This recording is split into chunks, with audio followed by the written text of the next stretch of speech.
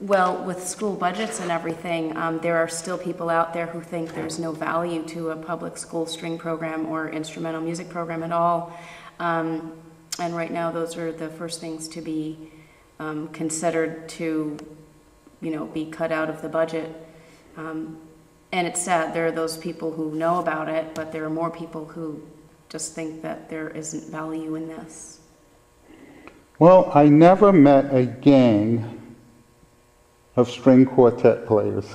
So maybe this is the solution to our gang problem. We need more string quartets. I've never met a gang of string quartet people getting in trouble. Now, have most of you graduated from college? Everyone here has graduated from college. Yeah, in fact, I graduated from this college. Oh, you graduated from Cal State Long Beach. We have 9 college degrees between us. 9 college degrees, and nobody plays volleyball in this group. No. Badly. We can't. We hurt our fingers. If we bust a finger, it's curtains. The only time I ever sprained my finger was when I was playing volleyball. Oh, is that right? The only time I ever sprained a finger, I was from volleyball. And then you couldn't play cello for a long time. And my teacher got really mad at me. I was in college. Wow. I was in big trouble. Cello players don't play volleyball. You know, my dad used to. Soccer's fine though. Soccer's good.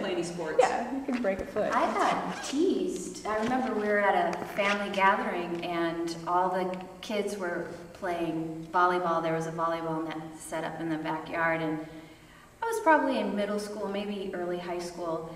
And I remember saying, they were like, "Come on, Angela, you gotta come play volleyball." And I said, I really shouldn't because I might hurt a hand or a finger. And they teased me like, "Oh, what's the big deal? And just come on."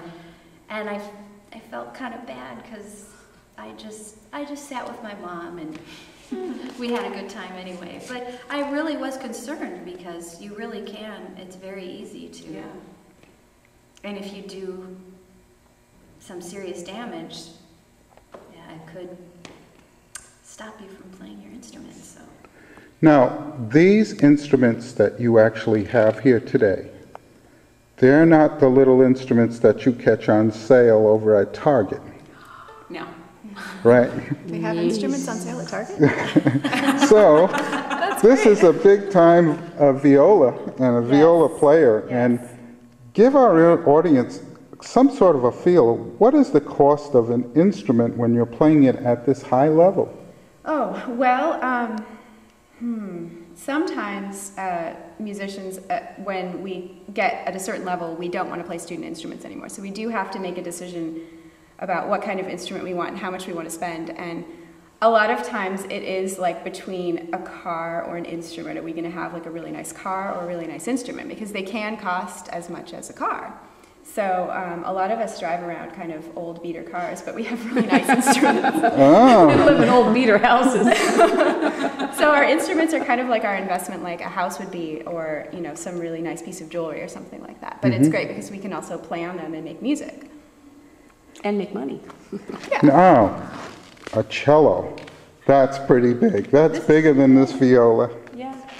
So what's the deal on getting a cello so you can play at this level and beyond? Actually, this one was made for me. You don't really have to spend $300,000 anymore.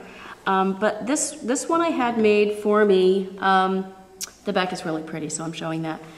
It's a little bit slimmer on the sides than a full-size cello. It's still considered a full size, but since I'm not very tall, I don't have very long arms, it's easier for me to get around.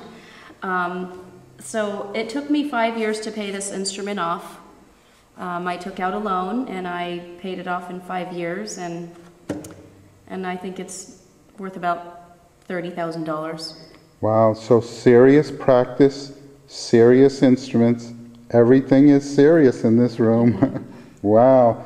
Now, the violin. Everybody knows about that violin, and they've heard all kinds of incredible stories about what violins cost, and the whole violin thing is very mysterious. Well, yes, and like Briana was saying, it could be about the same price as a car, and same thing with our bows. You can spend quite a bit of money on your bow as well. I got this instrument, I believe it was in 1997, and luckily I have wonderful parents that bought this instrument for me. And I was searching for a new instrument for about a year or so and just wasn't finding anything that I was just loving to play on. And I went to a violin shop in Chicago, Warren and Son, and found this instrument. And as soon as I played on it, I knew this was the one. It was like, the search is over. I have found my instrument. And it's a German instrument. It was made in Mittenwald, Germany, around in the 1770s. They can't say for sure. They don't know exactly who the maker is, so it is a little bit of a mysterious instrument. But I just love thinking about who has owned it over these hundreds of years and the fact that it's that old. And I'm very honored to own this instrument now, and I really enjoy playing on it, and I think I'll have it for the rest of my life. I will continue to play on it. Well, now I'm going over to Rena, and I met her while my wife was looking for a flute. That's how right. we met. At the NAMM show. That's right. And so you influenced even my family, and now there is one of those flutes in my house. So, Rena, what can you tell us about the professional flute that you had to purchase so you could keep up with this crowd? I play a muramatsu, and muramatsu is a Japanese made instrument. It's made in, I'll say this wrong, Tokorozawa, Japan. And this flute, I have two exact flutes. One that is about 20 years old, and this one that's about 8 years old. They're almost exactly the same.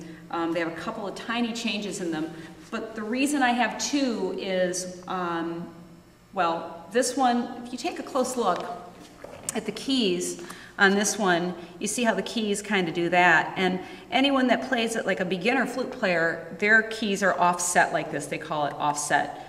It's a little more comfortable for the left hand.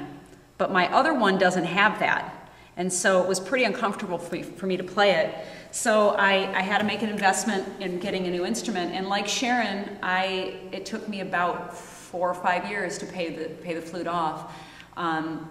This doesn't cost as much as a cello, but it's still a pretty big cost to figure into your life. This flute now is it's close to $10,000, but I actually paid close to $6,000 when I bought it. It's appreciated in value.